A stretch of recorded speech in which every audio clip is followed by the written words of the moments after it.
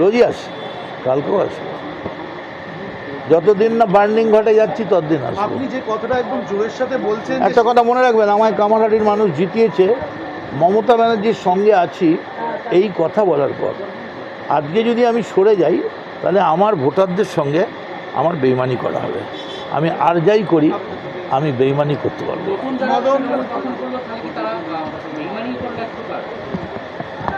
বুঝতে পারলাম না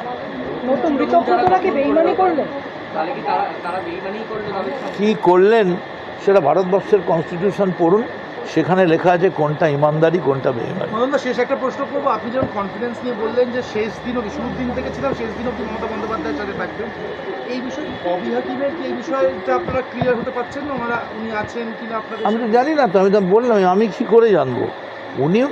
তিনি ইচ্ছা প্রকাশ করেছেন যতদূর আমি শুনলাম, তাকে না আমি তো দেখতে যাইনি, তবে একটা কথা বলি, যদি কাল আবার ভোট হয় আবার জিতব। কামারহাটি কেন, যেখানে বলবেন সেখানে জিতব। ভোটটা ফেয়ার করতে হবে।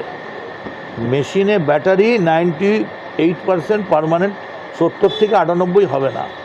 আর এই কেন্দ্রীয় পুলিশ ভেতরে ঢুকবেন না। ভোটটা করতে দিন না, মানুষকে ফেয়ার ভোট করতে দিন। এনিওয়ে, जो जीता वही Sikandar, let's see the future. তবে একটা কথা বলে রাখি,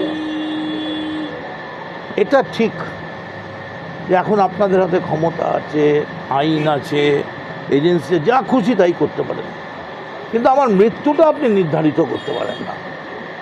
ওটা নিয়তি, দ্যাট ইজ ডেস্টিনি।